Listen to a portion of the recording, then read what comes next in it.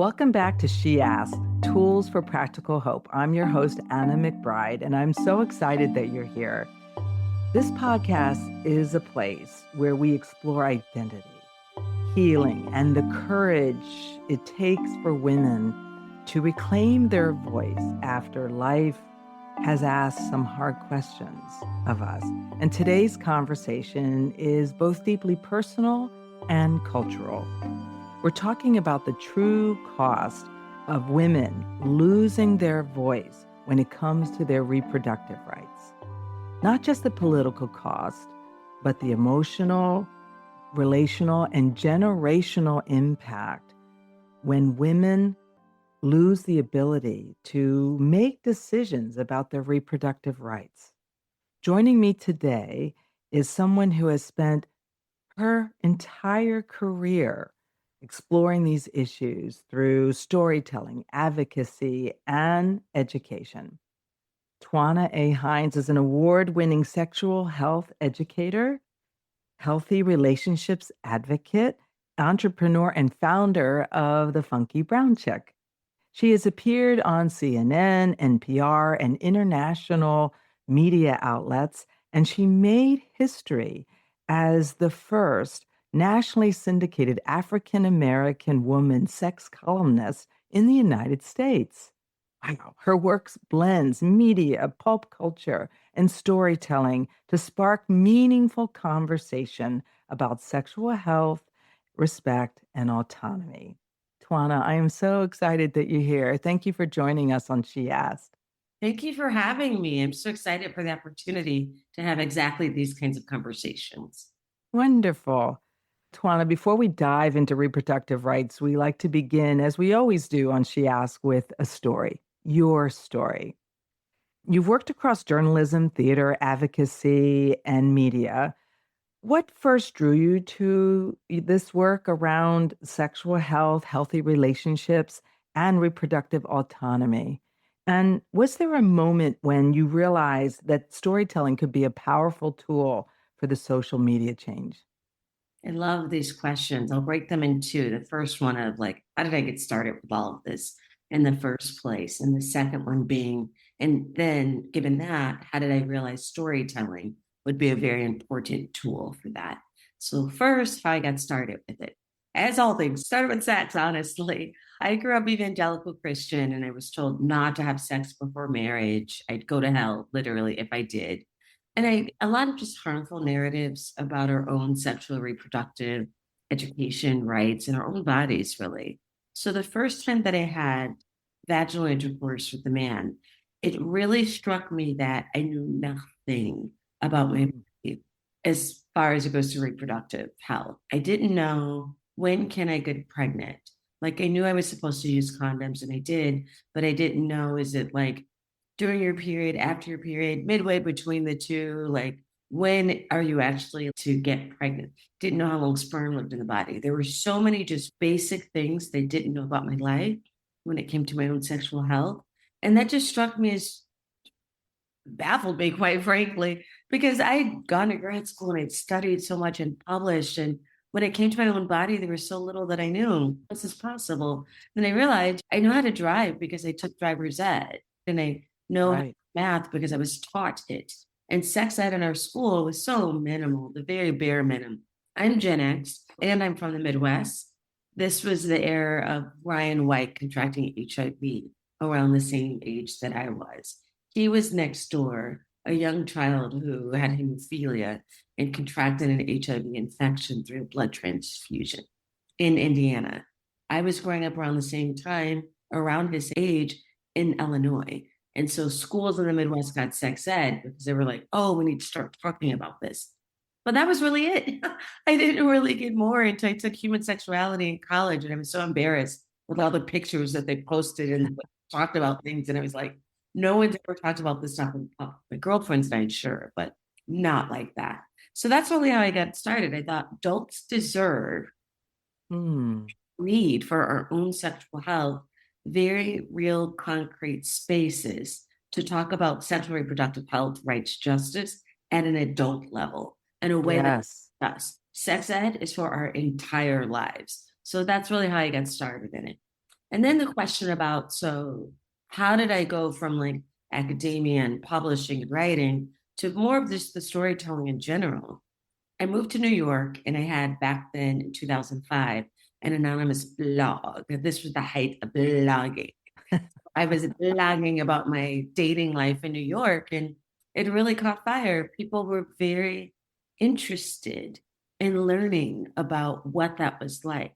Maybe they were people who'd always wanted to live in New York City and never had, and they were getting a slice of it in a very real way, not edited in 4K from like Sex in the City, but like an actual person just talking about their lives and what it was really like. And so Yeah. some people just wanted that piece. Some people were Black women just like me, but they lived in a different town and they were happy to see themselves and to hear voices of people who looked like them that were often represented in media, especially even less than 20 years ago. Or they were maybe a 58 or 63-year-old white man who had never actually had a real conversation with a Black woman, but was now being able to be exposed to a world that he never saw. And so learning about what life was like through my eyes was very appealing to them. So I had a very wide swath of people that it's following my work and still do. And I'm forever grateful for that.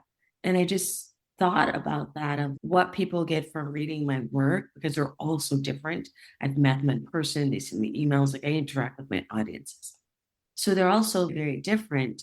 And it made me think about the time storytelling has changed my life. The first time that I ever saw gay men kiss was on television, watching MTV's Real World, which aired one of the first marriage commitment ceremonies when Pedro Zamora, who was HIV positive, had a commitment ceremony with his later husband, Sean. The first time that I heard Italian spoken was watching movies from my Blockbuster video rentals, Italian movies. And so there's so much of the world that I got introduced to just from listening to and experiencing and witnessing the stories of others. Okay, wow. I love that. You're right. I think storytelling opens us up, or can, to parts of the world that we wouldn't know otherwise. And that's great. And particularly when you blend it with the topics of, let's say, reproductive rights, it can be very powerful. One of the things that stands out about your work is this storytelling, that it's intentional. You've written, performed, and built platforms around narrative. So here's some questions around that I have for you. Why do stories matter so much when we're talking about issues like sexual health and reproductive rights? Oh, that's a big one. The first thing that came to my mind is that we need our own positive stories about sexual health because we live in a very sex negative culture.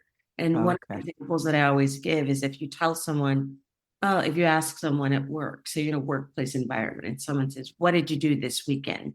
And they say, oh, my college buddies came in town and it was so wild. It was like we were remaking The Hangover. We reverted to when we were in our 20s and everyone was drunk. And one woman was supposed to get in the Uber with us, but she ended up going somewhere else. And just a crazy night. And I'm not drinking again for the rest of this week because I need my liver to recover. No one's going to say that's so inappropriate. Like it's a funny story and it's the way that people share about their weekends. Rewind. Someone says, how was your weekend? And you say, my partner and I have really not been connecting, and it's felt like we're really roommates, just sharing the bills and sharing responsibilities for taking care of our kids. And like this past weekend, we had a date night, and I felt seen. Like we sat at dinner and we were talking, which we don't always do, but we really spoke to each other. And like I felt emotionally caressed, I felt emotionally safe, I felt heard. We went home and we just had the most amazing physical and physically intimate time that we could have had. And I just felt cared for in a way that I hadn't been cared for before. All of a sudden, it's like, oh, Tima, why are they Wow. talking about all of this like personal stuff? And arguably, that's extremely healthy living, and the other could be extremely unhealthy for living. Yeah, very vulnerable. Exactly. As they say, intimacy is the new porn, right? Being vulnerable with each other and opening up with each other is a very hard thing to do at times. So I think storytelling factors Yeah. into that because that is how we share and build our own personal just happy, healthy, kind, vulnerable stories with others. That's how we feel seen and heard. Wow. And we need that Wow. more. As political and social landscapes become more sex negative, we need more Hmm. positivity thrown into that space. I love that. I love that. And so, what can stories do that statistics and policy debates cannot? Absolutely. Stories can tell what's happening with humans. If I say to you, 1 in 4 Americans, and fill in the blank with everything, you remember Mm. the number 1 in 4 Americans. If I tell you the story about Jane, who was shot in her elementary school when she was only 6 years old, you remember Jane. You remember that she was a child. You remember the actual story. And so there's so many more levels of humanity that we're able to connect with others when we Okay. actually share our personal stories. That's one of the reasons things like what you're doing, podcasting, are so incredibly important of finding microphones, screens, books, all of the ways in which we can share stories. That's not just Right. that stats and facts don't matter. We definitely live in a world of misinformation and disinformation. So those Mm. go hand in hand. We want Mm. stories to be about things concrete, things Right. into It the may, yeah, things real, concrete, and that can move us forward in a way or make sure that we're seen and able to develop in a way that's helpful. I just had an aha because I hadn't thought about it that way before. That to be able to show up and tell a story, it puts a face to the name, to the situation, and it makes it more real. Wow, that's incredible. So, on this podcast, we often talk about the moment when women realize they lost their voice, sometimes in relationships, sometimes in families, sometimes culturally. And in reproductive rights brings that conversation into an even larger arena. So, Twana, when women lose the right to make decisions about their own bodies, what are we really losing as a society? We're losing our actual society itself. When Mm. 50% of the world are women or gender non-conforming people, at least half of the people on this planet are people who are not men. And when you shut out that voice, when you shut out that lived experience, when you shut out that knowledge and way of seeing the world, you start to lose your society, you start to lose your humanity. There's only so much that you can do when you shut out half of the world. And so that's really what's at stake. We owe it to ourselves and those around us to share our stories and to show up as our full selves. Yes, that is so true. Wow.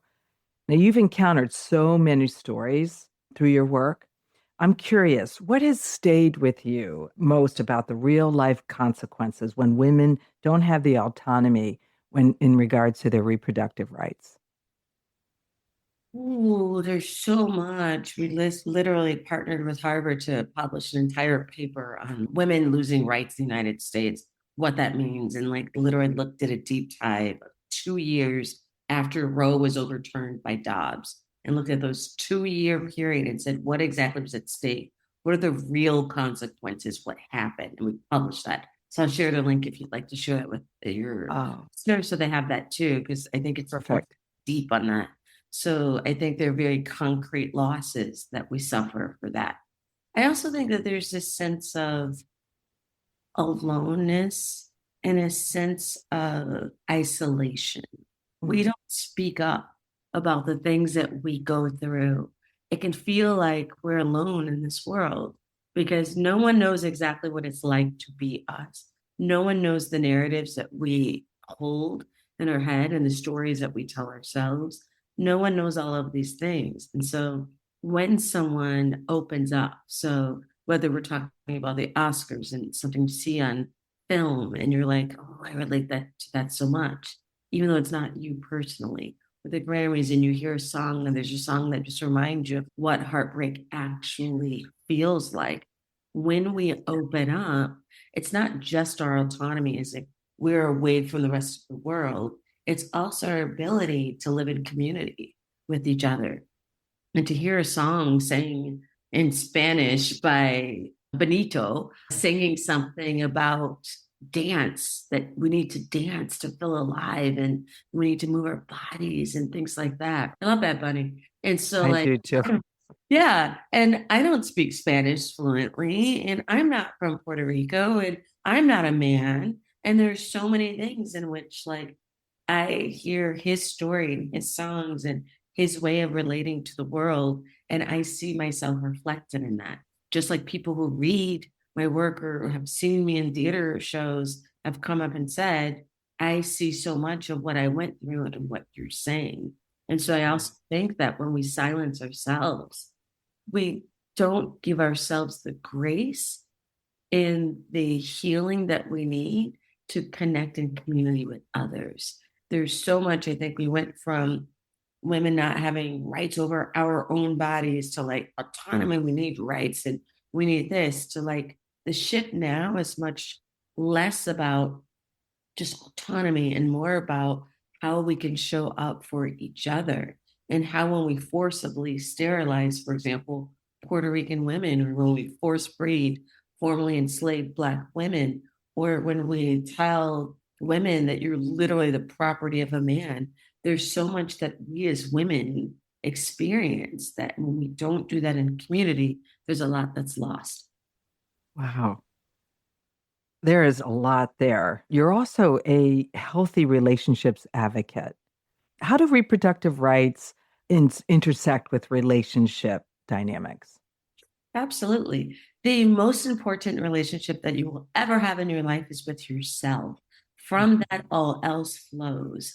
And so when we start talking about reproductive justice, reproductive rights, and what all of that means, and as far as how we want to engage in our own personal sexuality, separate and apart from other people, what we desire, what we find sexy, what we if we masturbate, how we masturbate, what we think about, what our fantasies are.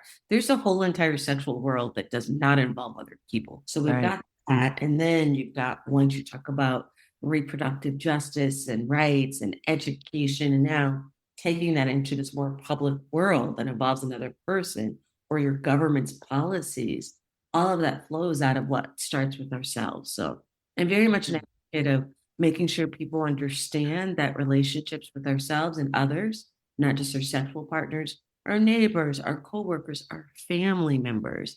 When we think of healthy relationships, we need to think of what does it take to make sure those are healthy across the board. Okay. Yeah, it is important to not lose yourself in a relationship. Mostly, I would imagine losing your relationship sexually to yourself in a Yeah. relationship. How does autonomy within the body influence autonomy within relationships? Oh, I was watching, I'm such a pop culture junkie. I'm watching a show called Age of Attraction on Netflix, Ooh, where everyone's a dating, they're out there together to date. The only rule is you can't talk about age. So you don't know if the man you're speaking to is 27 or 37 or 43, and you might be 51. So you have no clue, kind of everyone's adult and consenting, obviously, but like mhm. you don't know if they're in their 20s, 30s, 40s, 50s, 60s, and they have that entire range there. And so it's like, what a fascinating concept. I've been watching the show. One of the couples, I won't say who, just one of the couples, the one person who's a man is in his 60s. The partner he's chose is in her 20s. She's a devout Christian who says, I don't want to have sex until I'm married. Celibacy is very important to me. So I need you to uphold that. They end up fighting. And what they fight about is he says to her, he's basically upset because they were orally intimate, is the way that she describes it. But she doesn't want to have sex with him. And he just can't understand what that's about. And she's saying that she's celibate and she's not, and all of these things. And I just watched that. I'm like, that's just the most fascinating thing. The argument is about seemingly he's upset that he's not able to describe for her what celibacy means for her body and her sexual health and her decisions about what she does or does not want to do with the partner that she's with. And so I think when we think of like autonomy in our own bodies, traditionally that's the ability to do, not do what we wish and without forcible or influence of other beings, whether that's government or religion, your partner, what have you. But you in and of yourself can autonomously decide what you want your sexual life to be like. We don't really live in a world where that exists fully, right? Because we Mm. can't be oblivious to the fact that so many people, predominantly women and girls, not to say not men and boys too, women and girls, their first encounter with someone touching their genitals or hearing sexual that wasn't consensual, there's a shit ton of abuse that women and Mm. girls experience in this world. Even if we look Right. at the stats of what those are, it's high. And that's for the people who admit it. That's for the brave souls who talk about it. That's for the ones that we're aware of. And so, Right. talk about this autonomy, we have to back that way up and say, who told us what sex actually is? Some of my trainings actually ask that question. What is sex? People go, no, tell me, what is it? And they're like, oh, Mm. it's so like when two people are in bed and when you like, do you want me to explain it? Yes, explain it to me. Tell me what it is. Okay, so if I put my penis inside of her vagina, oh, so sex is only something that a cis het man does with a cis het woman. No, it could be like two women can be together. And okay, what's sex? It's like when you like are you well, do reproductive things or touching each other. So when you masturbate, you're not having sex with yourself. So nobody knows.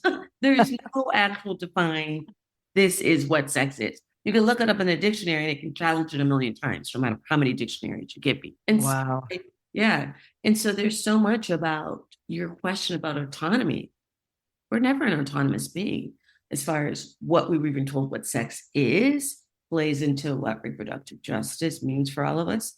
We were told what and who is an appropriate partner, race, ethnicity, Mm. class, nationality, culture, gender, gender expression, what people actually express. Like I am very expressing, like a cis het woman, and I also very visibly appear in a very traditionally feminine way in which we express what gender is, gender expression, right? And Mm. so what we're told we're supposed to be attracted to, who we're supposed to do all of these things, we're formed so much by that. And that's before we even talk about who does what to our body non-consensually. And you go through all of that till you get to the point where you talk about like reproductive justice and bodily autonomy. So we've had a whole world exist before that, right? So I think we have to really think about what all of those things mean. Wow. Who knew I was opening up that conversation just by asking about autonomy? Because I think about the fact that so much of our beliefs that we inherited obviously affect our definition of both autonomy and sex. Because we take the Absolutely. autonomy out of it, Yeah. basically, when we apply our belief system that we inherited, you know? Yes. And Wow. what and our responsibility, and I use that word very intentionally, to Yeah. others, because it Mm. saw this in COVID, right?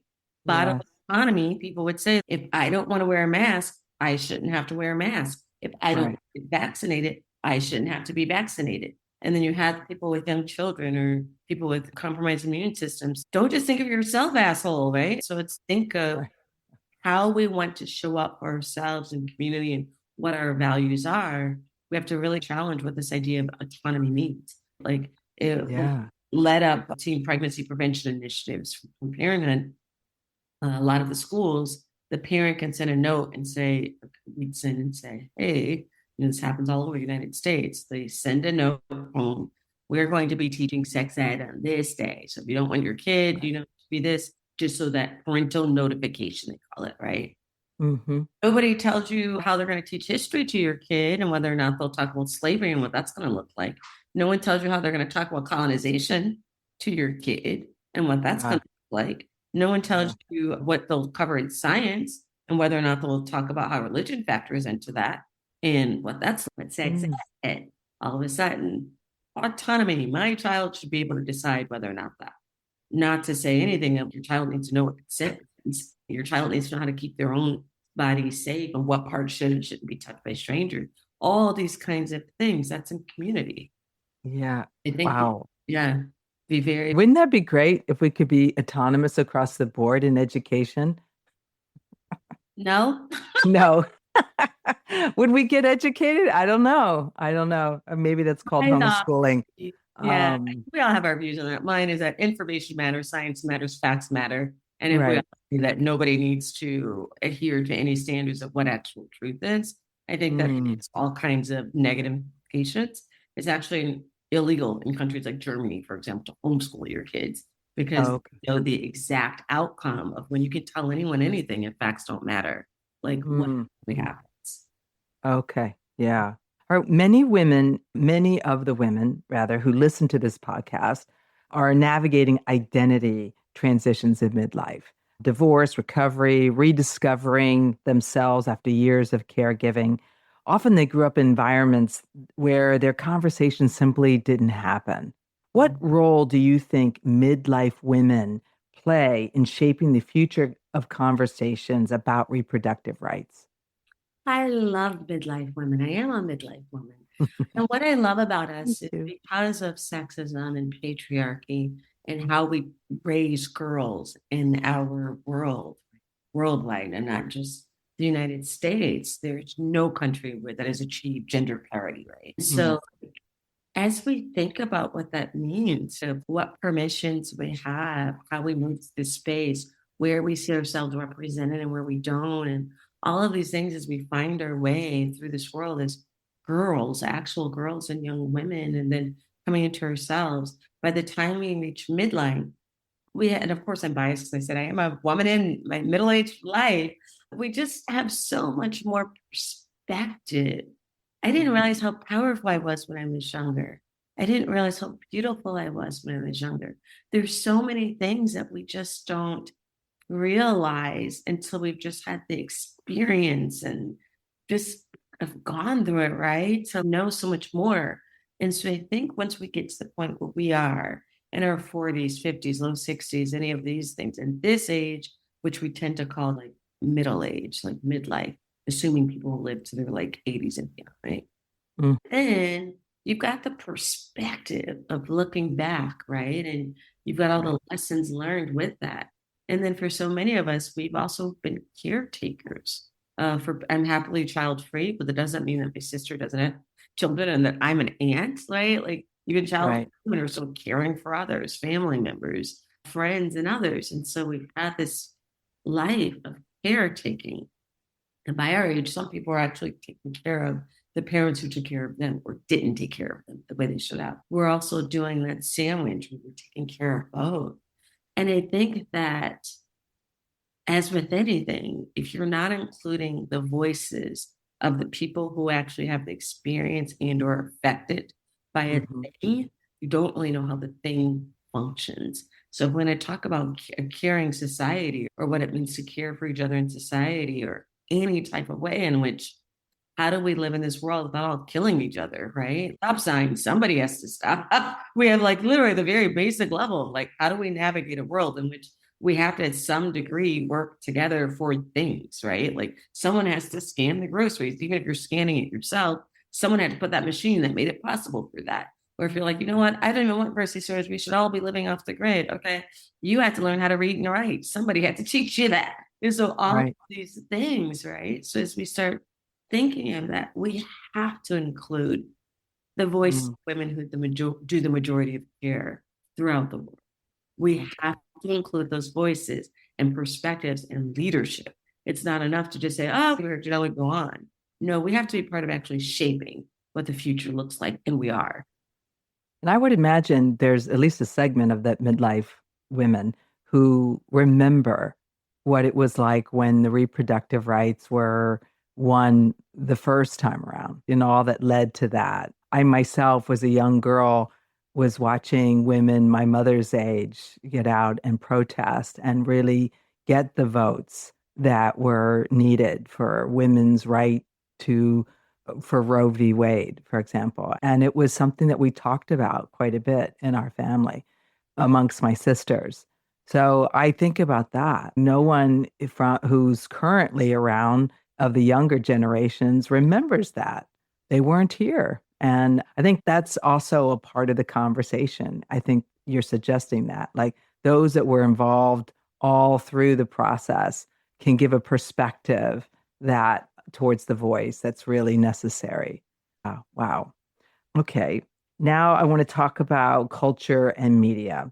So you've spent years examining how pop culture shapes social change.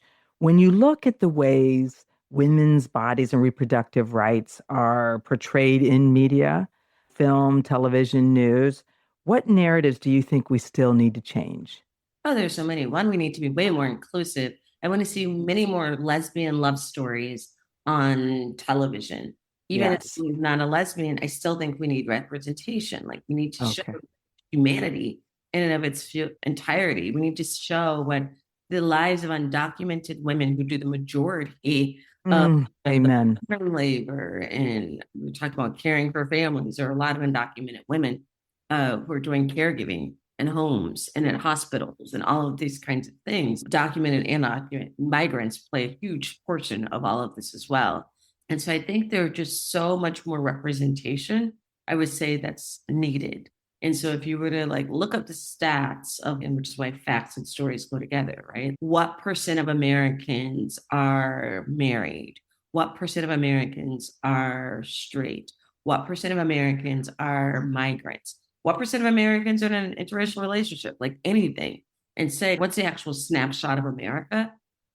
It's extremely more diverse than what the stories that were given on television. And so I think that, or film for that matter. So I think that we definitely need more representation is the first thing. And then not Mm, representation, but we also need to make sure that like we have the support of that. So often if it's like a woman makes a film and it doesn't make a lot of money, like her ability to fundraise to make a second film is diminished. And so we need to make sure that it's not just representation, but actual support and backing pop culture and TV shows. I also watched Industry, which was one of HBO's lowest rating shows its first season. Nobody was watching that show. They kept it for a second one and it caught fire and got a lot more attention. It's now one of the highest rating shows and everyone is talking about Industry, right? And so mm, there needs to be representation and there needs to be support for the people that are there, voting for them in Oscars and Grammys, watching their things that they produce, writing right. reviews, all of these kinds of ways in which we have to have representation and the actual support and non-hostile interactions with people that are there. We've only recently started having intimacy coordinators, for examples, in films. There are films, Last Tango in Paris being one of them, where sexual assault is part of the thing, like actual sexual assault, filmed, aired for the world to see. And that's just part of the film. Wow. There's so much in which it's not just representation, it's support that we need for women and everyone else in the world. Wow. That's such a powerful statement in terms of just being able to get the stories to come forward. And as you said, so much of it gets lost the first time around. It doesn't have time to resonate. It Right. does take time to settle in. Exactly. So, when we're talking about finding courage for women who feel afraid to speak up about these issues, maybe because of family, community, or faith traditions, what would you want them to know? I would want them to know that fear is a gift. I think Mm, often people say, just go out there and do it anyway. You might be afraid to do this. Like humans are mammals. Mammals are animals. We're part of the natural world. We often think that we're separate apart from the environment, separate and apart from animals. Humans are part of the natural world, no more or less than flowers and butterflies and lions, tigers and bees and everything else. Oh my, like we're part right. of that world. We live in that world. We breathe that world. We eat the plants that come out of the ground in that world.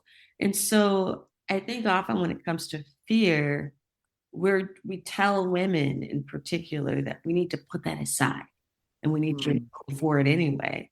I think what we could do a better job of is having women listen to, where does that fear stem from? Why are you afraid? If you mm, were to speak out, like, what would that mean for you? What would that mean about you? Why why would it make sense to not speak out and literally have people live in that space and just be intentional about why this has not been happening anyway? I find okay. it's very helpful because there are all kinds of truths that come forward that will make speaking out even more authentic and powerful. The thing Okay. I'm thinking about now is, especially when it came to domestic violence and intimate partner violence, a lot of people would just be so mad at those women and you just need to leave. And why aren't they leaving? They knew before science caught up and before the space that works around them, the caseworkers, social workers, police, all of this. Those women knew if I leave, he will kill me.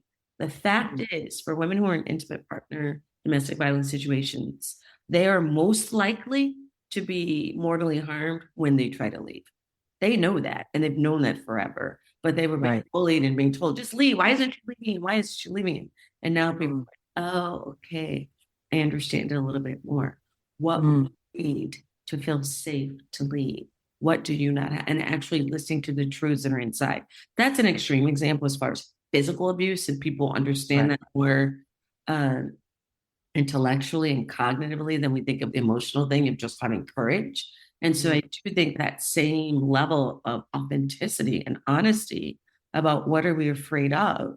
Maybe it's things like, oh, if I speak out, my financial situation will be jeopardized because of this. Or if I speak out, my family will think differently of me. And I care a lot about what my family thinks. Or if I speak out, maybe I'm the only X person in my community and I feel like I'll be shunned and I don't really have any other supports and I really Mm. need. And so none of that is to say those people should speak out. It is to Right. say that I think in doing the work to really dig up, what is the fear there? What's the honesty? What's the truth? I think you have to address that first before you get to what's next. And I believe Okay. that for anything, even if it's, oh, I don't go to the gym as much as I want to, I need to go to the gym. Just saying, Mm. oh, go to the gym. It could be, it's too far from my house. Okay, get a gym that's closer to your house. There are all kinds of troubleshooting that can happen before that. Okay. On this podcast, our tagline is Tools for Practical Hope. So, what are a couple tools that we could offer to our listeners on ways to really start taking action towards courage for regaining their voice? Yes, I love this. Therapy. I am a Mm. huge supporter of therapy. People often face therapy or consider therapy in a way that they're like, it's not that bad. If it got that bad, I would go to therapy. But Mm. again, going back to the difference between physical and emotional, no one says, if I get morbidly obese and I have a stroke, then I'll go to the gym. No, it's maintenance. You're supposed to be moving your body, Mhm. to the American Heart Association, at least 30 minutes a day. You're supposed to be like moving our bodies. That's just normal and healthy for this living, breathing thing, right? Same with Right. therapy. I see it more as like literally yoga for the brain. You go in and you just talk about Mm. going through and all of those things. So I think finding a therapist, it's changed my life. And I feel like it's such a good way of getting to know how we feel, especially for women who felt like I haven't really been able to use my voice, or I felt like I would be stigmatized or pushed out. Like I just haven't felt like the safety and security and courage to speak out. If that's Yes. the case, and that's been the case for long times, sometimes you may not even know how you feel. Like Mm. you may need time to process or think of that. If someone says, what do you think? Honestly, I'm like, I don't know yet. Let me sit with that for a while. Therapy can be great for like digging more of that out of the honesties and the truth of like, where did that voice go and when did it leave? Mm. All Mm. kinds of things. So therapy is amazing. I highly recommend that. Other thing, I am an avid girl trekker, hiker, outdoors woman so much. Yes. Just is great for the mind. There's Mm. so much that like just moving your body does what all of the science says that. No one is going to tell you actually moving your body is awful for you. It does great cardiovascular, great respiratory, all of these things. And I once went to a yoga retreat like out in Utah.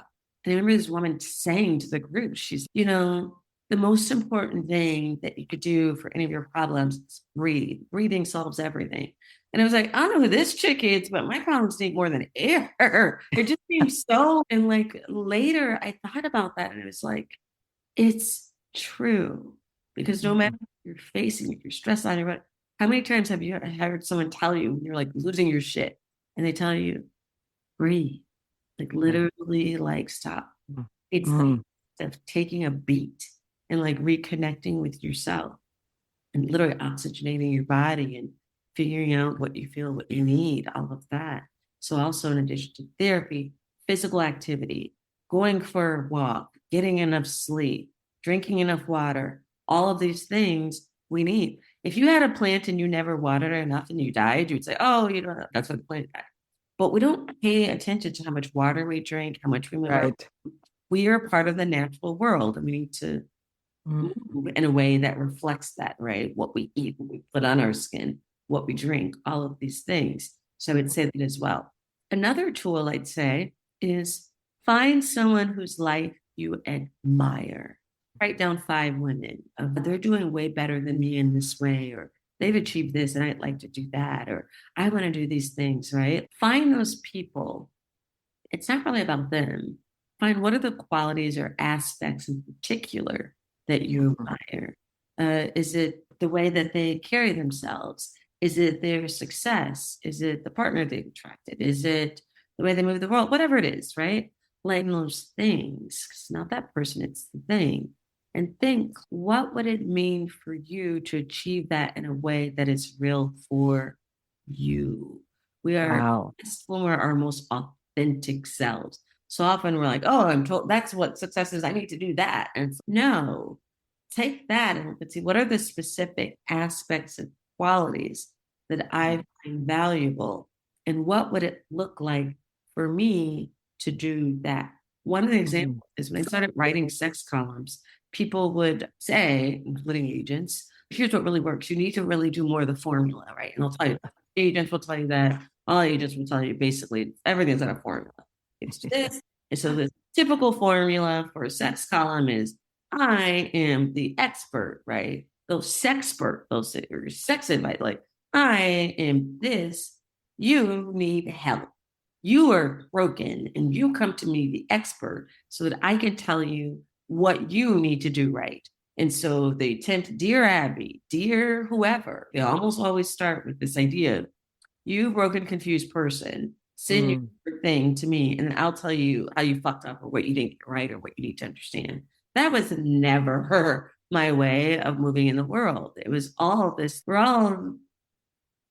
we're children at some point, and that worked or didn't work for us in whichever way that they did. We became the humans, flawed in some ways and not the ways in which we did. And we're all trying to figure this out. I am no more perfect or no more flawed than anyone else, right?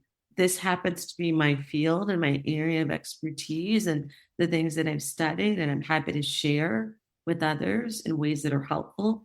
And in sharing, I often learn too.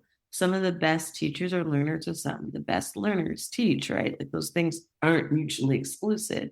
And Right. I think that there's so much of just recognizing the humanity in others and ourselves. I've never put myself forward to be a person who's got everything all figured out and all of this. I'm a serial monogamous, so I don't need to be married. And I go from relationship for years to the next one, bouts of being single in between. And it's that works for me. And someone who really wants to thrive in a marriage might say, that's not why I want to be married. There's nothing wrong with either of those two things. So it's just finding what works with us and finding ways in which we're able to pursue those lives. I love the thought about that is the idea of learn from others, but make it your own Yes. because we're here to be our own expression of whatever that ought to be. And I think that's a really great encouragement. It's almost like a permission slip, right? Do your research, yet personalize it. So that's really important. Twanna, I am really just like overwhelmed with this conversation. This is so amazing. I'm so glad that you really stayed true to yourself and became the version that you are, because clearly the world needs women like you that are helping us continue this conversation. And this conversation today is ultimately about something deeper than legislation, right? It's about voice, and it's about whether women are trusted to tell the truth about their own lives, their own bodies, and their choices. And that's something every woman listening today can relate to. All right. So, for our listeners who are definitely going to want to get a hold of you, Twanna, please tell our listeners how to do that. Yeah, absolutely. Website is the easiest, twannahines.com, my name. So if you're listening to this podcast, you probably see my name. written in the description of wherever you may be listening to this. So you Google my name. I'm the only one with this name in the United States. So Twanna A. Hines, and you'll find my website, my social media channels, my Substack, things like that. So I'm always trying to find ways to share valuable information and resources that help people improve their lives. So stay tuned. Thank you so much for the work that you do and for sharing your voice with our audience. If this conversation resonated with you, our listeners, because there's someone in your life who you believe could benefit from hearing something more about agency, about dignity, about what it takes to come back to your own bodies, your own story, please share this episode with them. And thank you for listening to She Asked, where healing meets practical hope. I've been your host, Anna McBride, and I am so glad that you are here today with us. And until soon, be well.